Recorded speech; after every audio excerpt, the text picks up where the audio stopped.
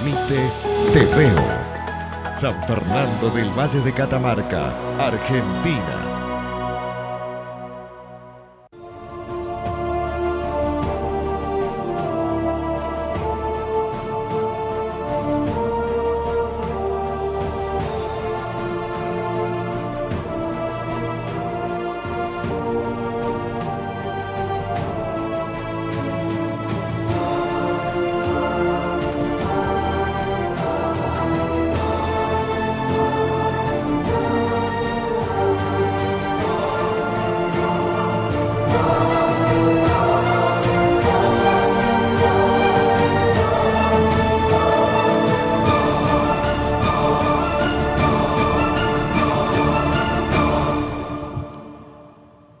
Pero muy buenas noches a todos los televidentes de Supercanal, de Canal 2. Estamos en vivo haciendo Santo y Pecador, como siempre, como todos los martes y jueves, por Canal 2, por Supercanal.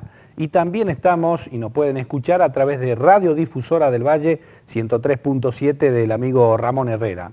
Hoy vamos a contar con dos entrevistados. En la primera media hora vamos a estar hablando con el doctor Guillermo Díaz Martínez, un hombre de los derechos humanos, un hombre que ha hecho de los derechos humanos casi un diario accionar en su vida, porque viene de una historia familiar, ¿no? Ya lo vamos a ir desglosando un poquito, vamos a ir conversando, bueno, qué ha pasado con su padre y con algunos familiares de él, en lo que fue en el golpe cívico-militar que hemos vivido los argentinos, el más cruento, el más horrendo, el más asesino, del 76 a 1983. Fue director de Derechos Humanos de la provincia de Catamarca, cargo que después abandonó, pero no abandonó la lucha, la militancia por los derechos humanos. Y como tal vamos a hablar de lo que ha pasado con este fallo de la Corte Suprema de Justicia de la Nación, beneficiando a no un ex genocida, sino a un genocida, con el 2x1, y que ha sido repudiado por casi la totalidad de los argentinos. Después los legisladores se pusieron el saco, los pantalones largos, y bueno, reglamentaron y apoyaron una ley que es para frenar esto, ¿no? Ahora la Corte Suprema de Justicia de la Nación tiene en sus manos otro caso, y una de las juezas, la doctora Nolasco de Contreras, creo que es bien, si no me equivoco, ha pedido licencia. Quizás un poco le pesa la conciencia por lo que ha hecho con el fallo anterior.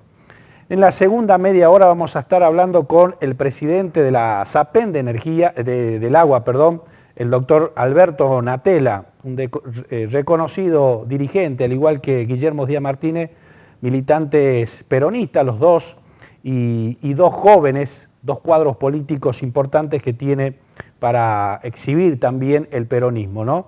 Con él vamos a estar hablando lo que ha pasado en el este de nuestra provincia y que por ahí, un poco como que nos hemos olvidado de los medios, pero la tarea continúa, ¿no? Porque lo más difícil después reconstruir todo, una vez que pasa lo que ha pasado ahí, cuando baja el agua y hay que volver a las casas y la casa ya casi no tiene nada. Así que bueno, con ellos dos vamos a estar hablando. Y por supuesto política, este es un programa político, vamos a estar hablando de política con estos dos militantes y dirigentes políticos.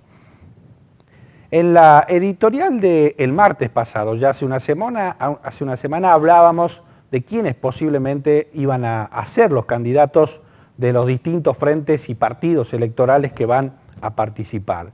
Yo decía que el gobierno con el intendente se habían puesto de acuerdo y ya tenían definido que iba a ir el doctor Gustavo Sadi, actual ministro de Gobierno, y lo iba a secundar como diputado nacional la esposa del actual intendente de la capital. Lo que por ahí también decíamos, y algunos no prestaron atención o no se dan cuenta, es la participación del actual senador de la capital, el doctor Jorge Moreno, que ya está teniendo reuniones con un montón de dirigentes, y más allá de todo el recorrido que venía haciendo y desde hace bastante tiempo por todos los departamentos de nuestra provincia de Catamarca.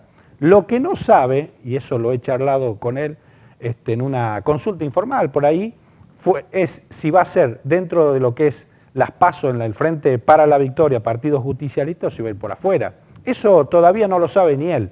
Lo que sí sabe y está decidido es a dar la pelea. Por eso el viernes pasado tuvo una reunión con dirigentes importantes, estaba el ex senador y ex intendente de Andargalá, José Perea, el ex intendente de Tinogasta, Hugo Daniel Ávila, el ex intendente también del departamento Capayán, de Chumbicha más precisamente, Pablo Nazar. Bueno, así una cantidad importante de dirigentes, bueno, tratando de ver cómo se le da forma, porque hay muchos espacios que por ahí no están contenidos, muchos hombres y mujeres que tienen una larga trayectoria dentro de lo que es el peronismo de Catamarca y que por ahí no son tenidos en cuenta. Hoy es mejor, y lo vemos a diario en cada acto, es mejor la militancia del Facebook, ¿vio? Las famosas selfies que se sacan todo. Hay que ir a Ancasti, rajan todo para Ancasti, a sacarse selfie con cuanto funcionario haya para, bueno, publicar en el Facebook, todos digan, qué gran militante que esta mujer, esta chica, este hombre, este joven.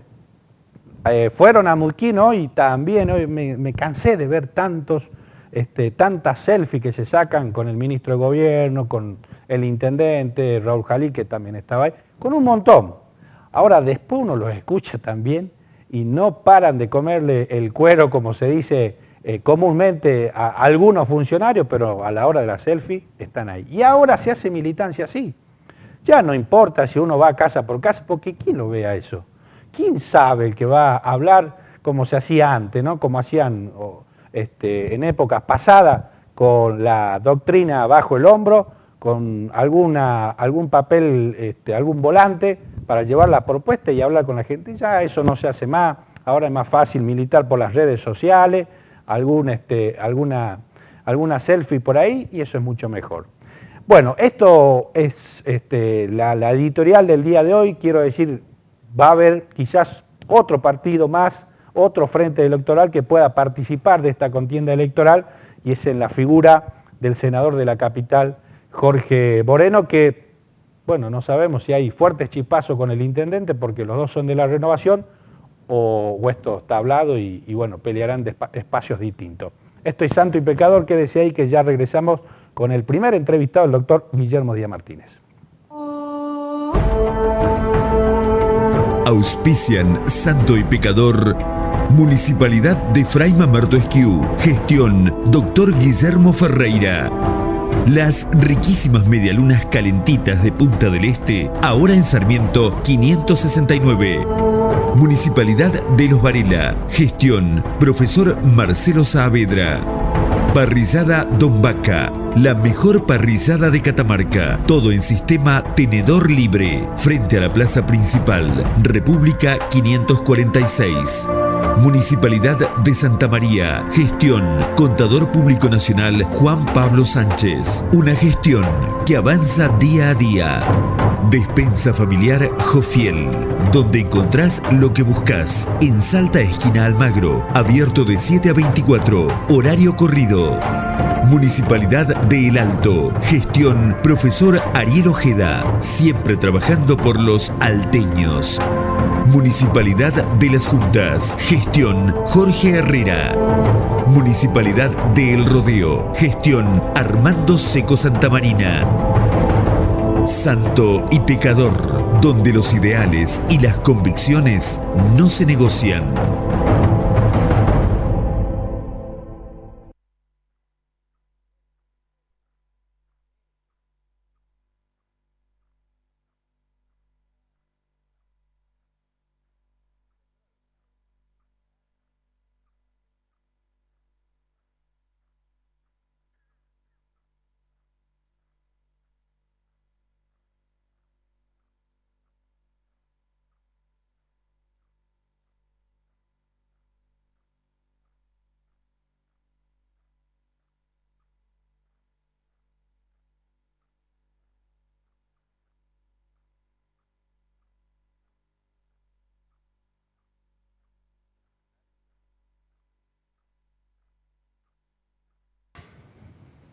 Lo anunciábamos en la presentación del programa, ya está con nosotros el doctor Guillermo Díaz Martínez, un militante, un hombre de la política, pero de los derechos humanos, que ha hecho la tarea y la militancia de su vida, porque lo decíamos también al principio, bueno, tiene una cuestión familiar muy arraigada que tiene que ver con esto de los derechos humanos y lo que ha generado ese nefasto golpe cívico-militar del 76 al 83. Doctor, ¿cómo le va? Muchas gracias por estar acá.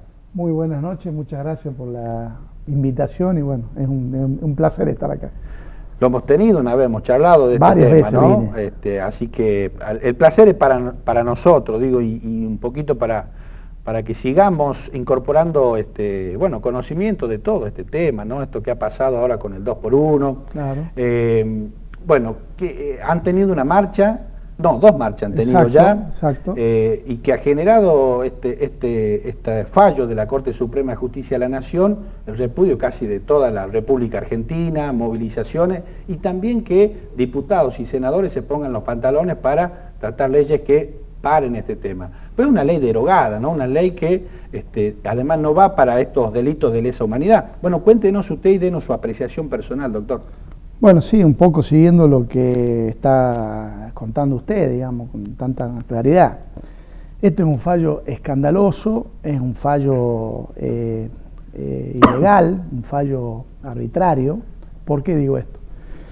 Porque si nosotros miramos la biblioteca del derecho penal internacional, es decir, todo lo que tiene que ver con los crímenes de lesa humanidad a nivel internacional, vemos claramente que este fallo va en contra de esa normativa. Doctrina. Sí, de la doctrina imperante, pero además de la normativa vigente. ¿Por qué digo esto? Porque nuestra Constitución Nacional, en el artículo 75, inciso 22, en el año 94, cuando se reforma la Constitución, Argentina como Estado Nacional, claro, firma y se compromete ante la comunidad internacional a través de 11 tratados de derechos humanos con jerarquía constitucional. Entre esos tratados se compromete a erradicar cualquier obstáculo de impunidad respecto a los crímenes de lesa humanidad y tantos otros derechos humanos insertos ahí, pero específicamente sobre el tema. Entonces, este fallo no solo viola el derecho internacional de los derechos humanos y el derecho penal, sino la propia Constitución nacional. Si miramos la biblioteca del derecho penal sin ver el tema de lesa humanidad, desde el punto de vista penal, estrictamente, también es un fallo arbitrario y un fallo ilegal. ¿Por qué? Se lo hago muy sintético, digamos, para que todos nuestros televidentes lo puedan captar mejor. La ley penal más benigna es un principio fundamental, no solo del derecho penal, sino de los derechos humanos y de la sociedad democrática. Es fácil. Por ejemplo, si una persona comete un delito en el año 2015 y hay una pena máxima para ese delito de 15 años, pero si después en el 2017 se reforma ese delito, esa pena, y la pena máxima es de 10 años, se aplica esa. ¿Por qué? Porque se aplica la ley penal más benigna para el imputado, etc. Pero esto es para las leyes penales, para las leyes que tienen pena, como la del Código Penal o, por ejemplo, la ley de estupefacientes, que establecen escalas penales, pero no para leyes procesales, y menos para leyes derogadas, leyes transitorias y demás. Por eso, desde el punto de vista técnico, es absolutamente ilegal y arbitrario. Pero además, este fallo se da dentro de un contexto anterior de esta misma Corte nueva. Recordemos, porque es también grave, hay 3 fallos que esta Corte nueva dictó vinculada a los juicios y a los crímenes de lesa humanidad. El caso Villamil es muy claro y muy contundente, establece la prescripción de las acciones civiles por los daños y perjuicios cometidos por los delitos de lesa humanidad. Entonces dice, con una interpretación violando también tanto la Biblioteca Internacional como la del propio derecho interno, diciendo que los delitos, que los daños y perjuicios sí se pueden presentar para su renuncia y demás, que no tienen la misma finalidad que los delitos de lesa humanidad. Prescribe. Entonces no se puede seguir investigando. ¿Y esto qué fue lo que implica eso? que en todos los juicios que se están llevando adelante, las acciones civiles por daño y perjuicio por los delitos de lesa humanidad, se estaba recolectando pruebas. Claro. Y se estaba yendo sobre el sector civil, que es el que está pendiente. Claro. Y además ahí en los sectores empresarios se empieza a ver toda esta prueba y esta complicidad, cuando bien lo remarcaba, de un golpe cívico-militar. Entonces se frena ahí.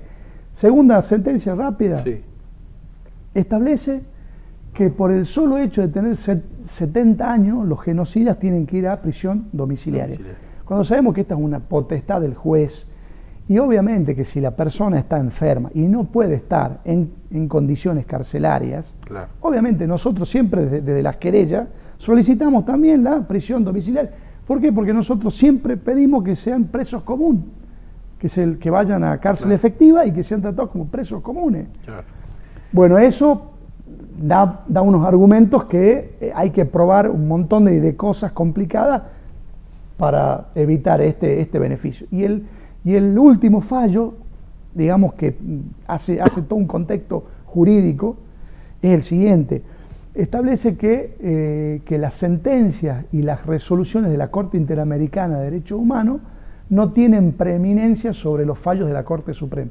En síntesis, no podemos reclamar internacionalmente ante Claro. el sistema interamericano. Claro. Entonces, un catamarqueño, cuando la Corte le dijo que no a su derecho, ya no puede reclamar. Y esto es gravísimo. Y si lo miramos en lesa humanidad, también. Claro, hay un claro retroceso, ¿no? Cuando uno pensaba que íbamos avanzando y siendo vanguardia a nivel internacional con el juicio sobre este tema, ¿no? Porque, ¿qué quiere decir el juicio? Que le estamos dando el derecho a defensa que no dieron ellos, justamente, ¿no?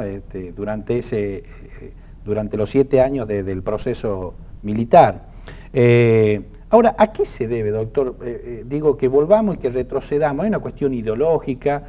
¿Por qué se permite que pase esto? Digamos, estamos hablando de jueces y de gente realmente ilustrada en el tema de derecho, y uno piensa, la Corte Suprema no vamos a llegar a esto, justamente donde es el último reaseguro de los derechos individual y colectivo de todos, ¿no?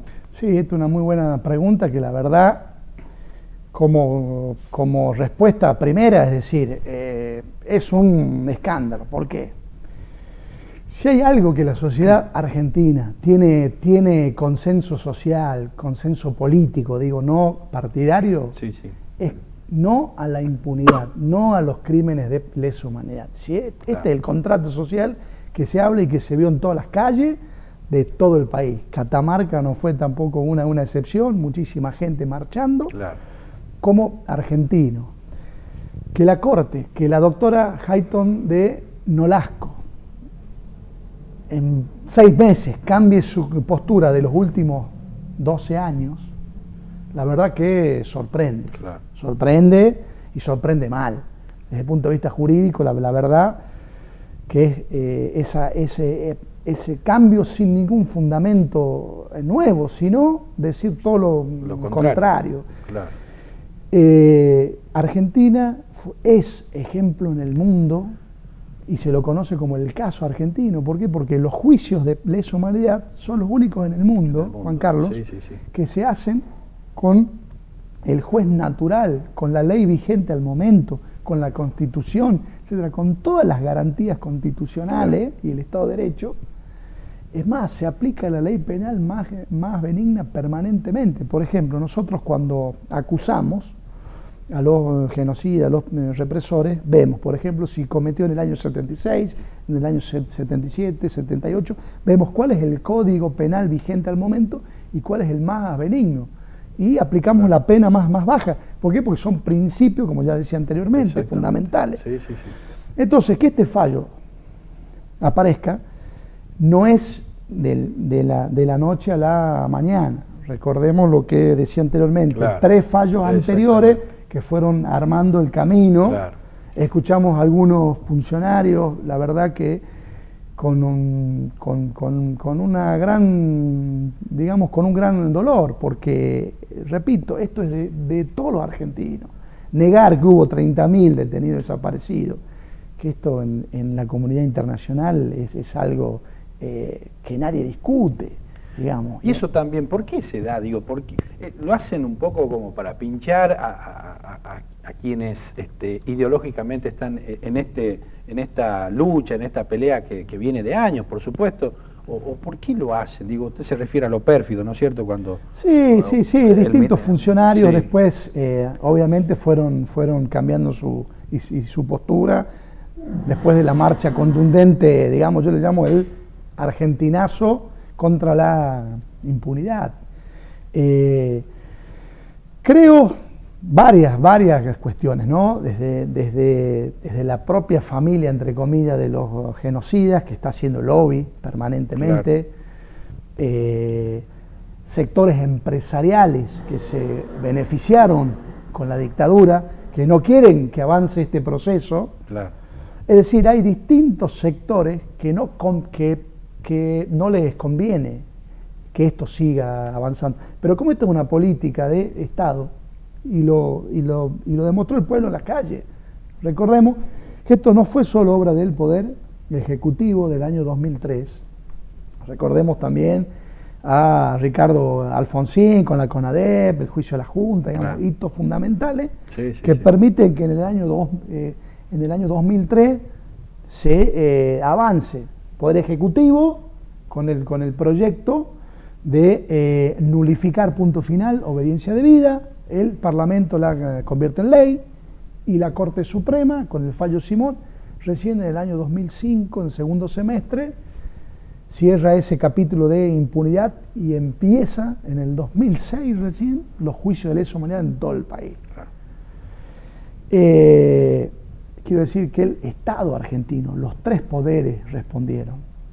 Hoy estamos ante el Poder Judicial, que nos avergüenza con esta decisión, que los jueces que entraron fueron cuestionados, especialmente Rosenkrantz en su momento, por los distintos organismos de derechos humanos. Claro, no tienen apoyo del Senado, ¿no?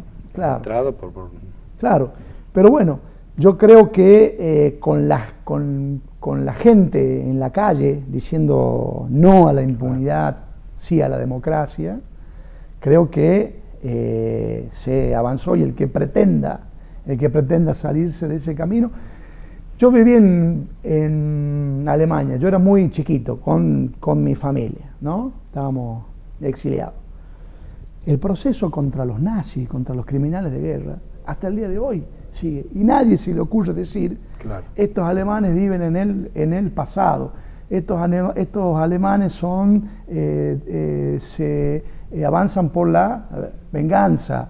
No, al contrario, es un proceso que actualmente sigue vigente, claro, porque ellos dicen, y es lo que se receptó acá en el país, que si los crímenes más aberrantes siguen impunes, es imposible, claro, construir y hablar de derecho a la salud, derecho al trabajo, igualdad, etc. Usted hablaba y recordaba lo que le tocó vivir, digo, de muy chiquito, estar exiliado, no saber por qué estaban viviendo en otro país, empezar a preguntar, a conocer un poco de la historia argentina, porque habrá tenido problemas con el idioma, porque habrá tenido muchos problemas para adaptarse. Bueno, ¿qué le contaban sus padres, ¿no? de todo lo que han vivido? Porque su papá había sido, bueno, perseguido y tuvo que irse porque no le quedaba otra. Estaba en juego no solo la vida de él, sino de toda la familia. Sí, bueno, fue un contexto familiar que le pasó a muchísimos compatriotas. Es decir, fue una tragedia nacional. En el caso de mi padre, preso político, más de 2 años preso, con un hermano desaparecido. Que se llama igual que usted. Claro, exactamente. Mi padre me pone el nombre de mi tío Guillo, Guillermo. Mi abuelo fue secuestrado junto al Bocha Plaza, que era un militante de la Juventud Peronista en La Plata, y fue torturado y demás. Bueno, y a consecuencia de esas torturas, después su salud se vio afectada gravemente y después murió a los 59 años. Es decir, que esa familia, después primos y demás, como el Flaco González, y bueno, dentro de ese contexto familiar tétrico, la suerte de lograr el exilio, ese salvoconducto a través de Naciones Unidas, Amnesty, ACNUR. Y bueno, ¿Qué me contaban mis padres? Más que contarme, se sentía, ¿no? Lo que un chico de 5 años, en ese caso yo, claro, lo que se podía transmitir, pero había una conciencia clara de lo que estaba pasando. Así que bueno, fueron años muy, muy duros para mi familia. Claro. Yo era muy chico, pero tengo una... ¿Cuántos años estuvieron ahí? Yo hice primer grado allá, estuvimos casi 5 años. 5 años. Fui con mi hermano Rafa y con mi mamá, la doctora Tello, la Mechi, y mi viejo. Y ahí estuvimos casi 5 años. Y bueno, como dice León Gieco, ¿no? En esa canción que dice... sobre el exilio, ¿no? Dice, solo le pido a Dios, una parte dice, pobre de aquellos que van a vivir a otra cultura diferente sin quererlo. Claro. Y ahí vimos la solidaridad del pueblo alemán, porque había pasado por esta macrocriminalidad que fue el terrorismo de Estado. Que eso es lo peor, ¿no? Terrorismo de Estado. Cuando hay terrorismo de Estado no hay garantía para nadie. Hace poco se recupera el nieto 122 que tiene pariente acá, curiosamente, ¿no? Usted ha vivido eso, digo, ha hablado con los parientes, nosotros lo hemos entrevistado acá al tío, un hecho trascendental, digo, se continúa con esa lucha. La verdad que hay que felicitar a la madre y a la abuela de Plaza Mayor por estar ahí, ¿no? Y con esas ganas de seguir militando también en eso. ¿Cómo vivió todo eso? Bueno, cada nieto es un triunfo de la democracia, un no a la impunidad, y faltan casi 400 nietos todavía. Por eso es tan importante esta política de memoria, verdad y justicia. Es fundamental. Por eso estoy muy contento de cómo reaccionamos como pueblo, masivamente. Fue algo contundente, sin banderías políticas y demás, sino con una concepción clara de que el que diga que no a esto se queda solo. Inmediatamente tiene que venir para acá. ¿Y sienten apoyo, respaldo del gobierno nacional en materia de derechos humanos, digo, y apoyo para seguir encontrando nietos? Porque falta 2 o 3 veces más de lo que se ha encontrado, ¿no? Faltan casi 400 claro, nietos. Es un daño permanente. Bueno, uno que falte ya es grave, digo. Gravísimo. Yo hablo siempre con Martín Fresneda, que fue secretario de Derechos Humanos, que fue el último de la gestión anterior, y ellos están buscando a su hermano o a su hermana. Sobre el nieto 122, sí, tuve contacto con la familia, sé que también tienen vínculos con la provincia de La Rioja, claro, y demás, estuve con sus tíos, obviamente fue una alegría tremenda para todos. Sí, es una lucha, y la lucha por los derechos humanos es una lucha actual, vigente, permanente, llena de presente y de futuro. Pero si no sabemos qué es lo que pasó, si no tenemos memoria, imposible resolver. A ver, esto es algo fundamental.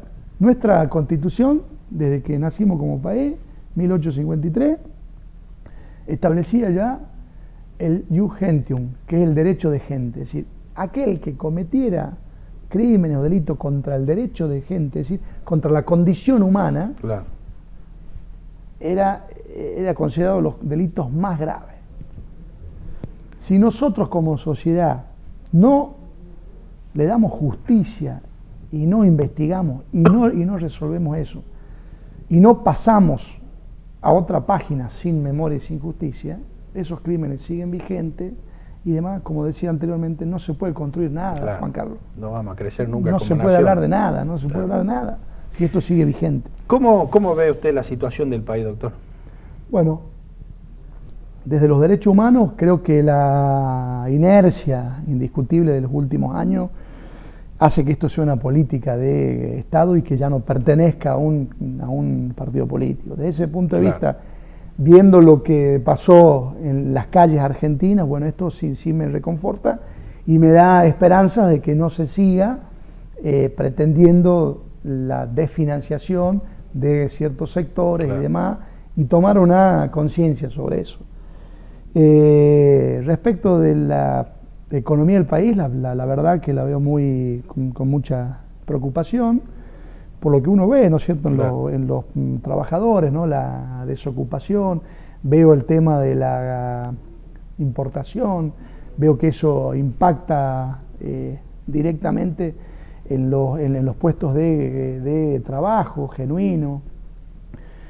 Me preocupa el tema de los jubilados, el tema del PAMI, Claro. Digamos, siempre vinculado obviamente a esa visión de los derechos humanos, ¿no?, que tiene que ver con la salud, con la educación, también, bueno, todo lo que está pasando, ¿no es cierto?, todos los conflictos a nivel nacional.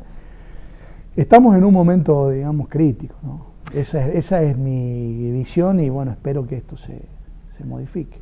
Doctor, le agradezco mucho la presencia, habernos abordado este tema y habernos metido ahí, porque es un tema que no pierde vigencia y que hay que apoyarlo desde los distintos medios de comunicación. Queríamos hacer este aporte y, bueno, comprometerlo más adelante, que pueda venir y seguir hablando de estos temas que, a la verdad, en lo particular, y estoy seguro que a los televidentes les interesa mucho.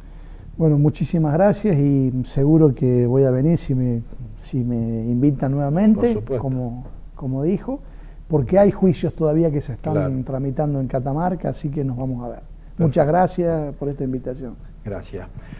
Bueno, pasó el doctor Guillermo Díaz Martínez, como le decía, un militante, un dirigente de los derechos humanos, pero también un hombre de la política, porque su familia viene de la política, más allá de su pertenencia partidaria.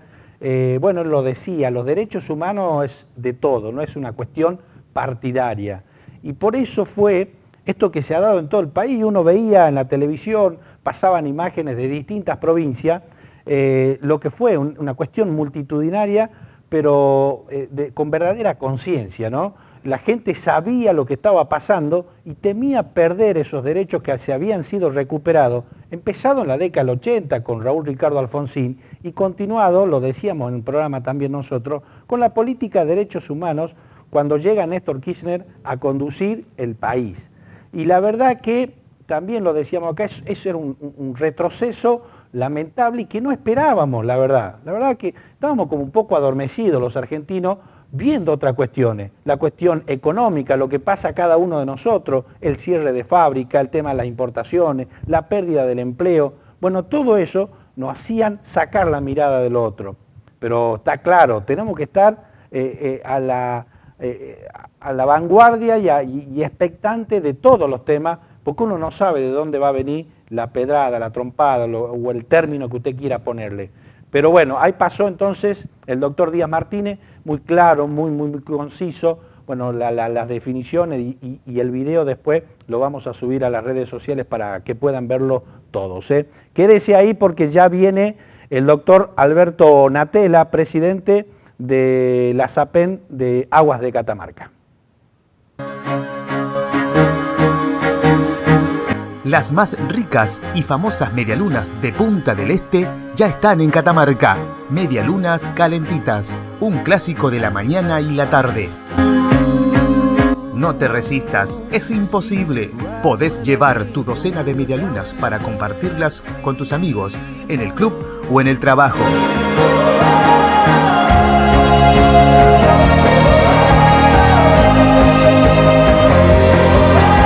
Medialunas calentitas. Sarmiento 569, Catamarca. Para disfrutar de un excelente asado entre amigos y familia, Don Vaca te prepara para vos la mejor parrillada tenedor libre de Catamarca. Cabritos, corderos, increíbles pastas, picadas, las más ricas ensaladas y la exclusiva colección de vinos finos. Don Vaca, parrillada fina.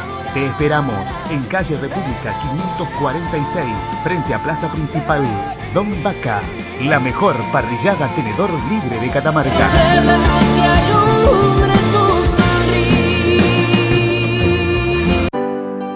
¿Vos también lo sentís? Se respira un aire nuevo en Fray Mamerto Esquiú, porque entre todos decidimos dar vuelta a la página. El pasado está ahí atrás y ahí se queda, pero no vamos a dejar que todo lo que no se hizo hasta ahora nos defina.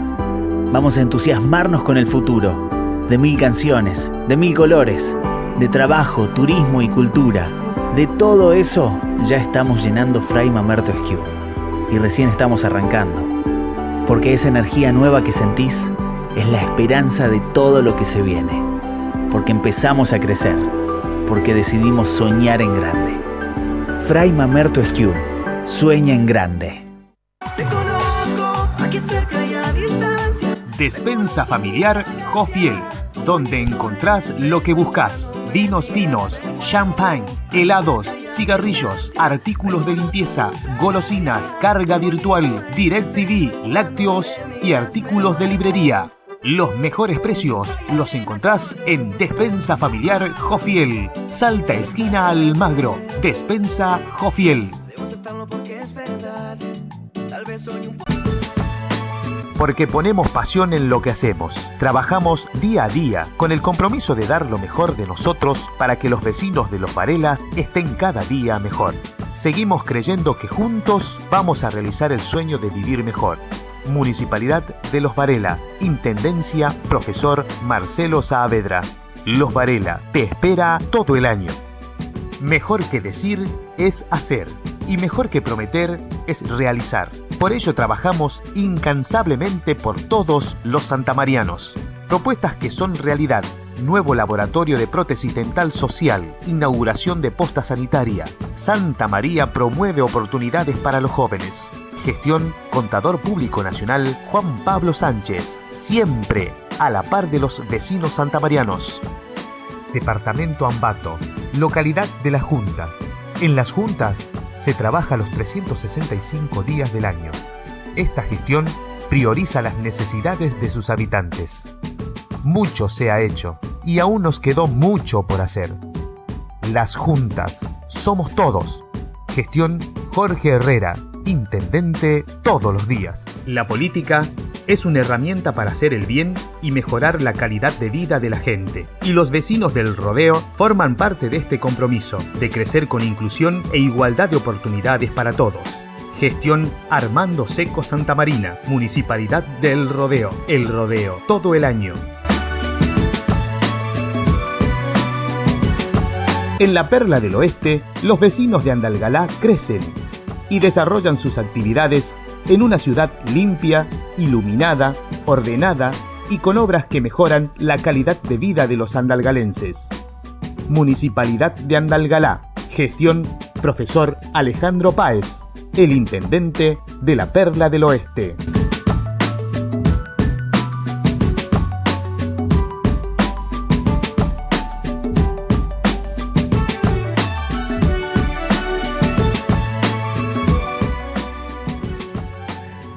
Bueno, también lo anunciábamos en la presentación del programa, ya está el presidente de la empresa Aguas de Catamarca, el doctor Alberto Natella. Beto, ¿cómo estás? Buenas noches, gracias por estar acá. Buenas noches, Juan, muchas gracias por la nueva invitación y un gran abrazo a toda la audiencia, ¿no?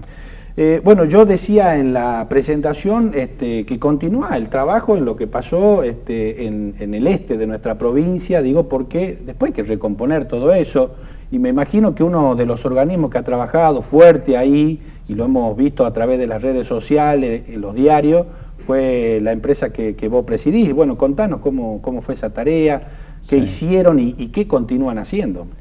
La verdad que sí, que hemos tenido en la infraestructura de los servicios y también en las viales y de obras públicas un temporal realmente devastador, ¿no? Con respecto a los servicios, en este caso muy puntual de agua, yo lo divido al temporal en dos etapas, ¿no? La primera etapa, que fue la enorme cantidad de filtración que entró al dique Pirquitas, que alimenta lo que es Fray Mamerto Esquiú y Valle Viejo, en donde era tanta la turbidez del agua que, para que tengas una idea, Juan, nosotros medimos con una unidad que se llama NTU, que mide la densidad del agua turbia en las plantas potabilizadoras. Esos medidores tienen hasta 1000 de NTU. Habíamos pasado la medida normal para poder medir la turbidez del agua, que estaba alrededor de 2500, 2800 NTU. Por lo tanto, tuvimos que cerrar en esa primera etapa la planta potabilizadora de Pirquitas, suspender el servicio en 2 de los 3 departamentos del Valle Central que tienen la concesión Aguas de Catamarca, que es Fray Mamerto Esquiú y Valle Viejo, hasta tanto podamos utilizar los coagulantes y los PAC para bajar esa densidad y esa turbidez para poder abastecer a esos 2 departamentos, ¿no? Esa fue la primera etapa del temporal, que nos obligó a cerrar Pirquitas por 24 horas, en donde después se va sumando que hay que presurizar el acueducto, que es de 800 milímetros, por lo tanto se demora recuperar la red. Fue una situación muy complicada en la primera etapa. La segunda fue incomprensible, digo, ¿no? Porque la gente también dice, yo quiero agua. Tal cual, sí, tal y cual. es entendible las dos. Yo veía Sí. los partes de prensa que mandaban, con fotos, con un montón de cosas, sí. tratando de calmar un poco los ánimos Sí. y dándole herramientas también a los periodistas para que informen bien y calmen un poco. Tal cual, por eso la primera etapa, y es normal la demanda de la gente, pero nosotros teníamos la obligación y la responsabilidad de poder inyectar agua al acueducto Claro. de Pirquitas, agua en condiciones de calidad y segura.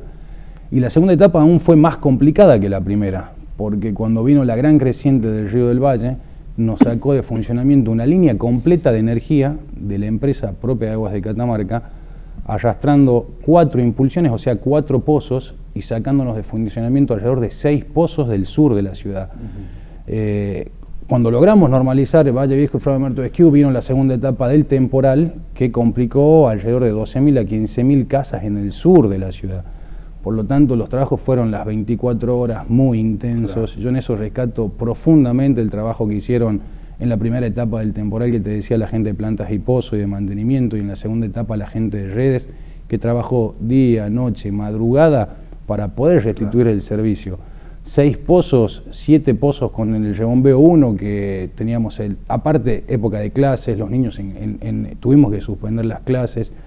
Pero bueno, rápidamente, lamentablemente en estas cuestiones, Juan, nosotros nos hemos hecho en este tipo de adversidades, porque uno recuerda lo que pasó en el temporal del rodeo. Lamentablemente en esa oportunidad tuvimos que sufrir pérdidas humanas, al margen de las estructurales, pero lo más importante, las humanas. Después vinieron los desastres de las inundaciones de Santa Rosa, y ahora lo que pasó en este último temporal.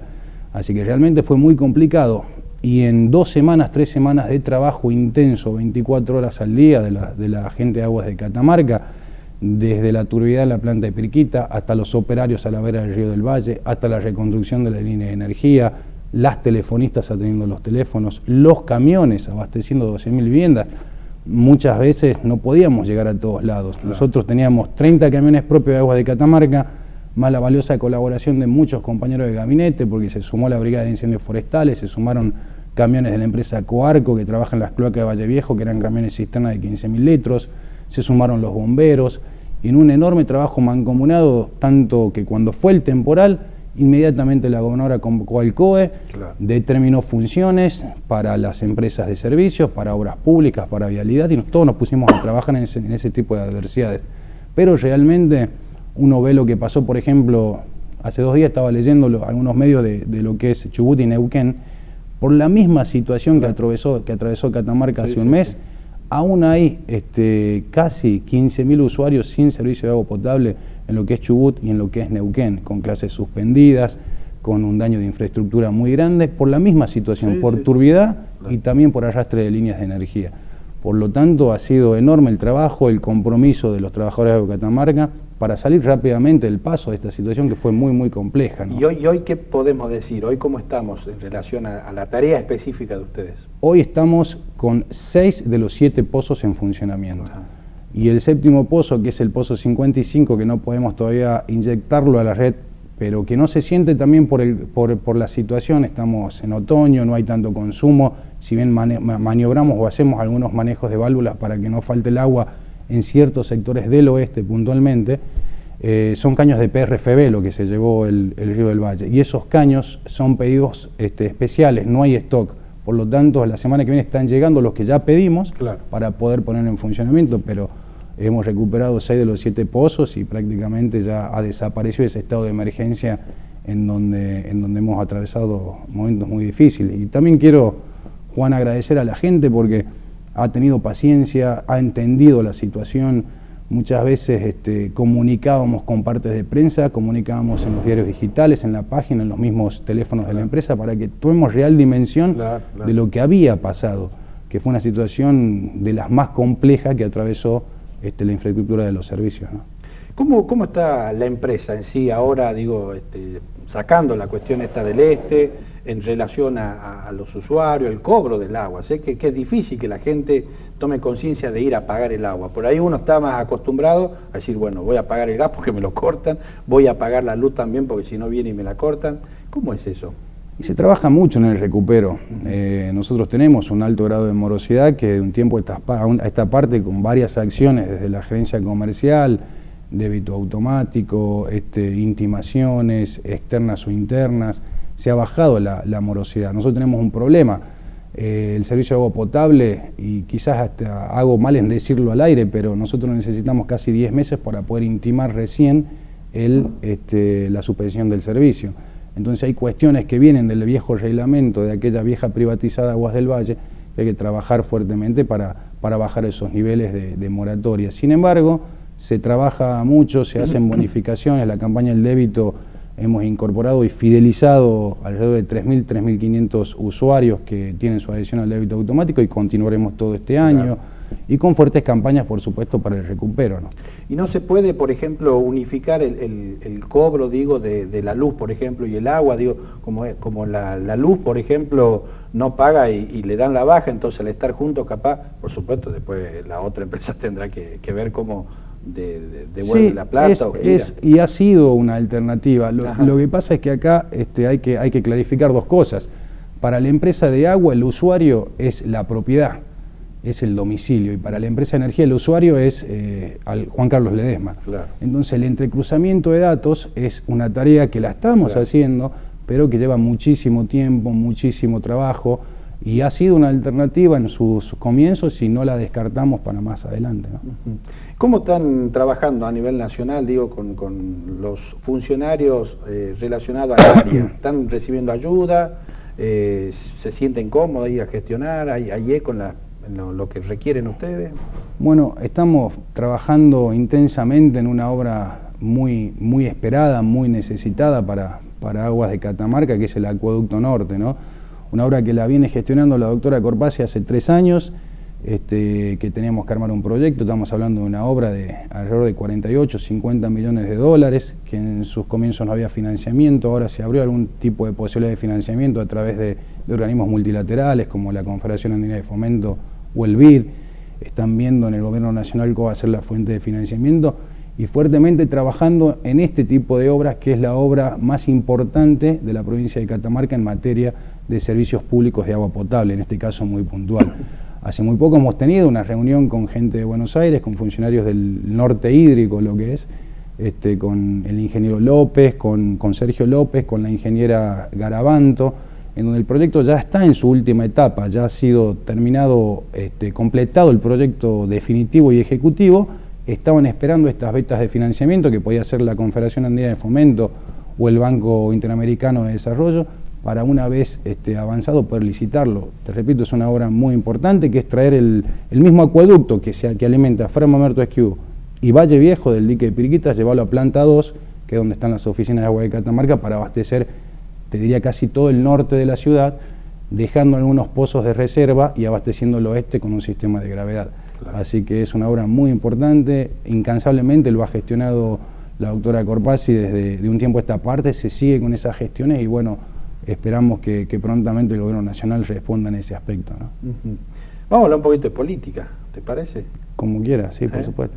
Bueno, año electoral, elección intermedia, se arranca con Ancasti y han estado, bueno, trabajando ahí en el lanzamiento de la hija de quien fue intendente, que trágicamente ha fallecido, Nancy Córdoba.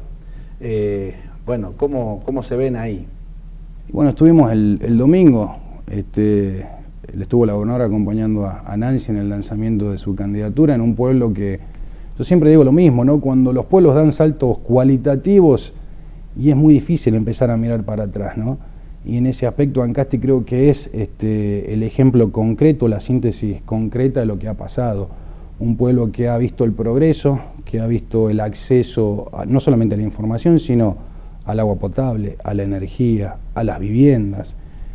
Por lo tanto, creo que Nancy representa y sintetiza lo que ha pasado en Ancasti un tiempo a esta parte. Y esas conquistas hay que valorarlas, hay que concretarlas, hay que ponerlas en valor porque en definitiva es la continuidad de algo que ya se venía haciendo con el recordado gato a la cabeza, con la expresión perfecta que es Nancy en ese aspecto en Ancasti, y con un gobierno provincial que ha demostrado a lo largo y a lo ancho de la provincia que no conduce ni con el látigo ni con la billetera. Es un gobierno provincial que conduce con la inclusión de todos los catamarqueños, con el acceso a la vivienda, con el acceso a los servicios. Por lo tanto, yo creo firmemente en que el pueblo de Ancasti va a acompañar el crecimiento que ha tenido en estos 3-4 años con la gestión de Antonio Córdoba en su hija, que representa esa síntesis fundamental, ¿no? Así que creo que han estado presentes todas las síntesis del peronismo. Ha estado el diputado Rivera, ha estado la Renovación, ha estado el gobierno provincial, han hablado los concejales. Por lo tanto, creo que el peronismo va a seguir ese camino de crecimiento en Ancasti, y esa síntesis, insisto con eso que representa Nancy, será bien recibida, ¿no? Y después, pasado esto, digo, de la elección de Ancasti, vienen las PASO en agosto, el 13 de agosto, camino a la elección general del 22 de octubre. Hay revoloteando la posibilidad de que, bueno, un sector de la Renovación o lo que representa Jorge Moreno salga a competir. ¿Cómo lo ves vos como un joven dirigente del peronismo, esta posibilidad de confrontación, de debate, de distintas expresiones, pero que son del peronismo? Muy bien, yo lo veo muy bien. Las PASO son una herramienta fundamental que nos da la democracia y que nos da esta nueva vida política para legitimar candidaturas. Ahora, creo que el peronismo siempre en años electorales ha tenido esos ismos que llamo yo, en donde buscan posicionarse en años electorales, y está bien, porque acá recordemos que no estamos por antecedentes o concurso de antecedentes y oposiciones. Acá hay vocaciones políticas, hay intereses políticos, hay ganas de ser, de aparecer, de crecer. Por lo tanto, lo escuchaba hace muy poco al senador Moreno y me parece muy bien. Para eso son las PASO, es una herramienta electoral para legitimar candidaturas.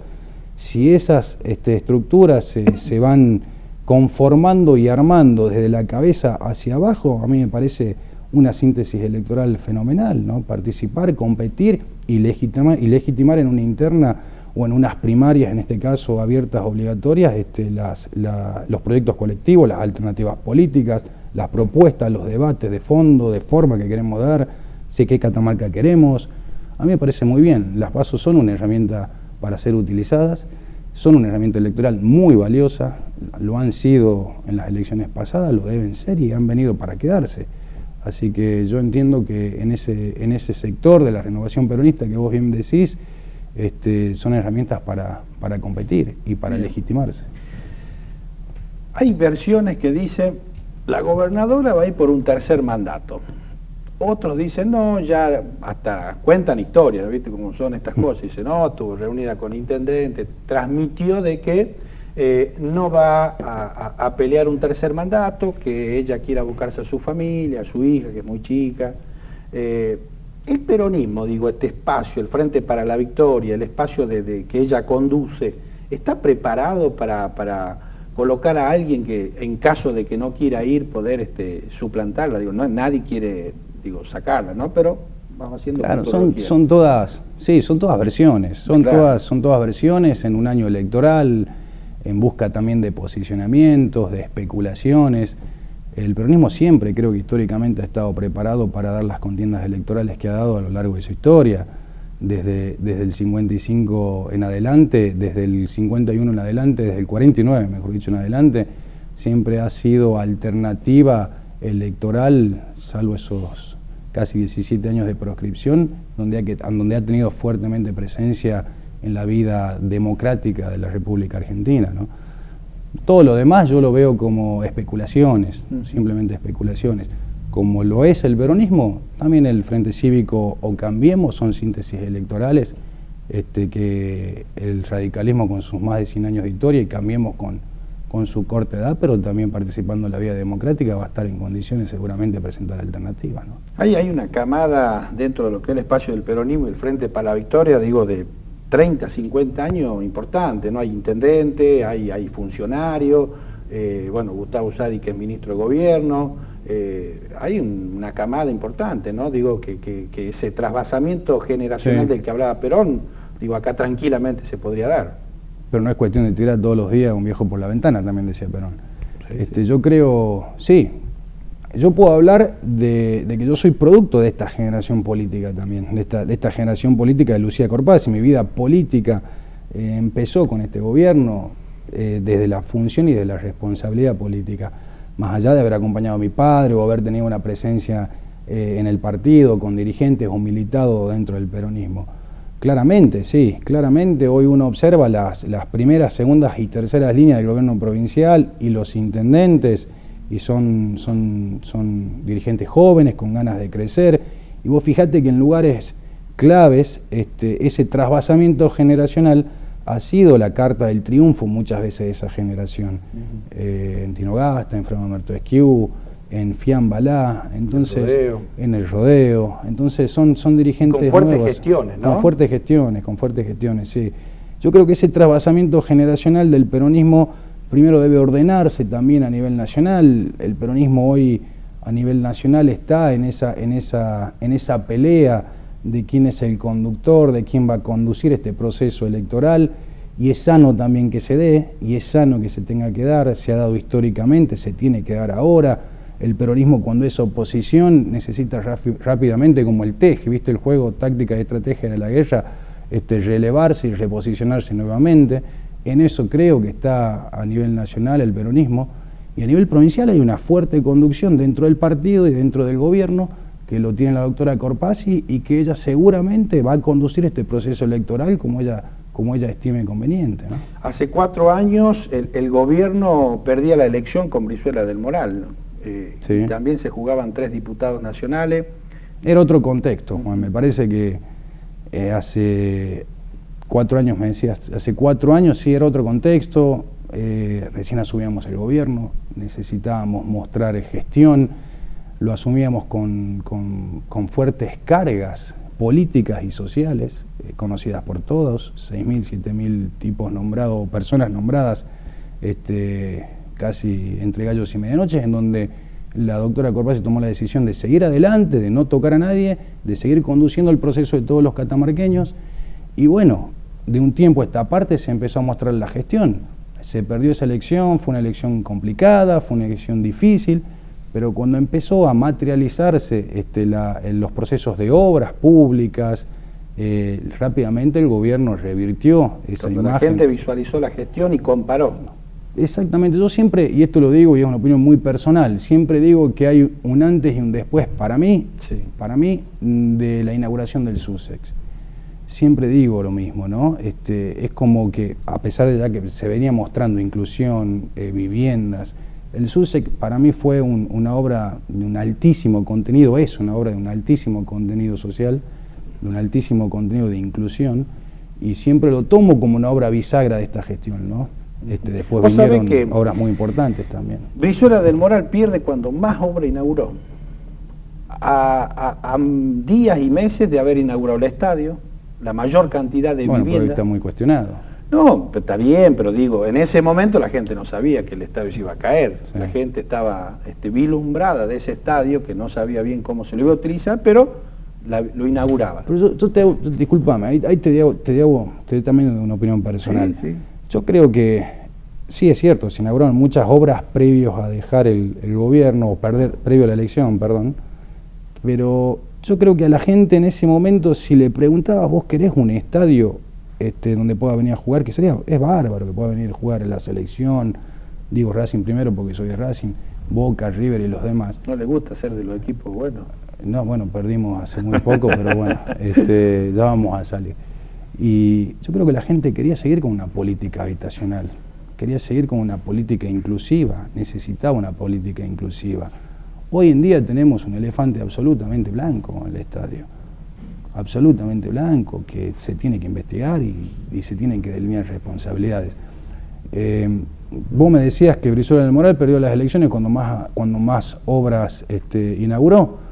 Bueno, nosotros empezamos a ganarlas a las elecciones bien cuando se empezaron a mostrar las obras de la gestión. Como que se dio a la inversa en ese aspecto. Te repito, de una elección de hace 4 años en donde nos costaba realmente nos costaba desde comunicar hasta arrancar con las obras, hasta tener una... Es lógico, le ha pasado al gobierno nacional y le sigue pasando también. Ahora, cuando se encontró el rumbo y se empezaron a materializar las obras que estábamos en ejecución, la historia cambió drásticamente, ¿no?, en ese aspecto. ¿Y qué pensás? ¿Cómo se va a dar los resultados entonces de esta elección, digo, en donde hay juego no solo 3 diputados nacionales, que el que gana se va a llevar 2, salvo que se lo doble en la cantidad de votantes, sino también está en juego la conducción de la Cámara de Diputados, ver cuántos diputados, se eligen 20, también la mitad del Senado, los consejos deliberantes, 2 intendentes, Mutquini y Los Altos? Yo creo que se va a seguir apostando, creo que la gente cree que es un gobierno presente, sigue creyendo que es un gobierno con una fuerte política habitacional. No hemos perdido la impronta en la política habitacional, hemos recuperado los servicios públicos, si bien tenemos un camino largo por recorrer, los servicios públicos de a poco se han ido recuperando, seguimos siendo un gobierno inclusivo, no se viven tiempos fáciles en el país, sin embargo, se sigue apostando al empleo, sin vivir épocas de bonanza conocidas por todos, estamos atravesando momentos muy complicados, se sigue intentando gestionar empleo, incluir a los catamarqueños, con un altísimo contenido social, es un gobierno de altísimo contenido social también, con una política vial muy fuerte, muy fuerte. Hoy la gobernadora inauguró en Bañero de Abanta una obra esperadísima por el este catamarqueño, hasta hace muy poco también pavimento y rutas provinciales con fondos de la provincia, ¿no? Sí. Hay viviendas, el norte de Belén, Andalgalá, hay viviendas sociales que se están haciendo con fondos de la provincia, que lo está ejecutando la Secretaría de la Vivienda. Valle Chico sigue en ejecución, dentro de los servicios todavía tenemos y vamos a seguir teniendo planes de acción con respecto a mejorar los servicios. Entonces, te lo decía la vez pasada, es una gestión que a mi modo de ver es fácil de defenderla, y es fácil de contarla, y es fácil de tocarla. Por lo tanto, creo que va a ser una elección intermedia en donde se dan ciertas concesiones, el electorado da ciertas concesiones, el electorado, a mi entender, no vota en la intermedia igual que en donde se elige presidente o gobernador, en cierta medida se siente un poquito más liberado para expresar su voluntad popular, pero sí creo fuertemente que en Catamarca se va a seguir apostando a este modelo que ha sido de crecimiento y que en momentos difíciles como los que estamos viviendo se sigue timoneando el barco y se sigue mirando hacia adelante con proyectos, con acciones y con obras, ¿no? ¿Le gustaría dejar la cuestión ejecutiva para ir a un cargo legislativo? Y uno es hombre de la política, eso siempre lo digo. Uno es hombre de la política y tiene que estar donde tiene que estar y donde la conductora del movimiento, del partido y la gobernadora estima que uno es útil, ¿no? Te lo decía recién, no estamos, todos los que estamos en el gabinete y los que formamos parte de la vida pública, estamos por vocación, estamos por dedicación y por esfuerzo, ¿no? Pero bueno, cada uno desde su lugar ocupando su rol y siempre entendiendo que somos hombres de la política, ¿no? Hoy cumple años su padre, un dirigente importante que tuvo el peronismo, que fue embajador, que fue ministro de gobierno, que ocupó muchos espacios acompañando a don Vicente Sadi, al ex gobernador Ramón Sadi. Un hombre muy querido. Yo que he hablado con hombres de esa época, hombres y mujeres, todos tienen muy buenos recuerdos.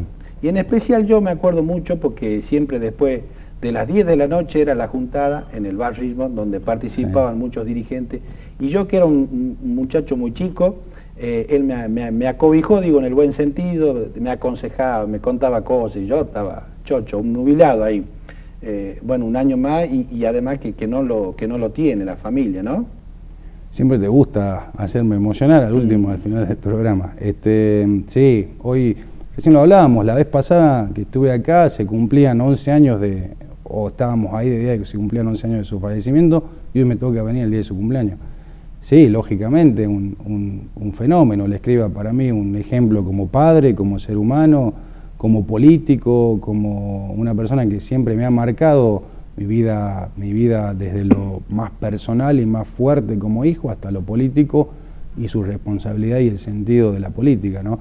Sí, hoy es un día muy especial para la familia, y la verdad que lo extrañamos permanentemente, pero sobre todo lo recordamos como lo que fue, y vos me estás contando con esas anécdotas que yo me las acuerdo muy claras porque era como la terraza política en ese momento del Richmond, en donde o la casa de Juan Carlos Andrada. O la casa de Juan Carlos Andrada, así que sí, la verdad que hoy hablaba también con algunos amigos del Escriba y se acuerdan bien de él, con muchísimo cariño y afecto, así que sí, un fenómeno. Bueno, Beto, agradecerte la presencia y como siempre digo a los invitados cuando nos gustan es que comprometerte más adelante a volver y a seguir hablando de esto, ¿no? Yo te agradezco, Juan, la invitación nuevamente, me siento muy cómodo, me das una oportunidad también para hablar de algo que para nosotros ha sido muy importante y complejo, como es contarle a la gente lo que realmente pasó en Catamarca con el temporal, claro, que ha sido un momento muy complicado, del cual hemos salido y estamos saliendo, y un gusto también poder hablar de política y uno expresar como dirigente lo que siente y piensa sobre Catamarca, ¿no? Perfecto, gracias. Muchas gracias a vos. Bueno, hemos llegado ya al final del programa del día de hoy, con dos entrevistados, dos muy buenos entrevistados, un programa lindo, entretenido, que hemos pasado distintos temas. En la primera media hora hemos hablado de derechos humanos, que tiene que ver con la política, por supuesto, y en esta segunda media hora hablamos de función, porque es presidente de Aguas de Catamarca, pero también de política, ¿no? Lo decimos siempre, pero me encanta resaltarlo. Dirigentes jóvenes políticos con responsabilidades que llevan de manera holgada la tarea. Y eso es lo bueno, porque uno cuando analiza las funciones de muchos, a veces hay una distancia enorme entre lo que es el trabajo de la gobernadora, y eso lo digo yo, se visualiza claramente en las encuestas que hace no solo el gobierno de la provincia, sino también el gobierno de la municipalidad de la capital. Hay una distancia enorme con un montón de funcionarios, salvo raras excepciones. Y está bueno que los funcionarios salgan a hablar en un mano a mano con distintos periodistas para contar cómo es la tarea, para contar cuáles son las funciones, porque nos tienen que rendir cuenta. De eso se trata, ¿no? Digo que a veces los funcionarios tienen que decirnos qué tareas llevan adelante, cómo manejan los fondos que son de todos los catamarqueños, en qué invierten, cómo están trabajando para mejorar la calidad de vida referida a la situación específica. Y bueno, hay un montón de funcionarios que la están llevando muy bien. Uno de esos creo que es Agua de Catamarca, creo que también ha pasado el otro día el doctor Aguirre, ha llevado de manera respetuosa la relación con todos los intendentes, porque acá, como decía recién Atela, no se trata de llevar a nadie por delante, ni imponer, ni látigo, sino de dialogar. Esto es la democracia. Y esta elección que viene, según tenemos entendido, va a haber muchos jóvenes en la lista, por lo menos de lo que es el gobierno de la provincia y también de lo que es el PRO y Cambiemos. El PRO y Cambiemos quiere poner muchos jóvenes, Simón Hernández, Enrique Cesarini, puede repetir Vázquez Sastre, me han nombrado otro muchacho, no me acuerdo ahora, pero digo, un montón de jóvenes. Va a estar bueno eso, va a estar bueno la confrontación de ideas, de debate, olvidando el pasado, porque a veces uno trae a colación el pasado y empezamos ya a la chicana barata, a poner el pie y a desviar todo esto. Así que nada, acá vamos a seguir apostando a la política, porque la política es buena como herramienta de transformación y vamos a seguir pasando con más dirigentes políticos. Muchísimas gracias, que pasen una excelente noche, nos reencontramos el jueves que viene a la hora 22 para ser Santo y Pecador. Auspician Santo y Pecador, Municipalidad de Fray Mamerto Esquiú, gestión Dr. Guillermo Ferreira. Las riquísimas medialunas calentitas de Punta del Este, ahora en Sarmiento 569. Municipalidad de Los Varela, gestión Profesor Marcelo Saavedra. Parrillada Don Vaca, la mejor parrillada de Catamarca. Todo en sistema tenedor libre, frente a la plaza principal, República 546. Municipalidad de Santa María, gestión Contador Público Nacional Juan Pablo Sánchez. Una gestión que avanza día a día. Despensa familiar Jofiel, donde encontrás lo que buscas. En Salta, esquina Almagro, abierto de 7 a 24, horario corrido. Municipalidad de El Alto, gestión profesor Ariel Ojeda, siempre trabajando por los alteños. Municipalidad de Las Juntas, gestión Jorge Herrera. Municipalidad de El Rodeo, gestión Armando Seco Santamarina. Santo y Pecador, donde los ideales y las convicciones no se negocian.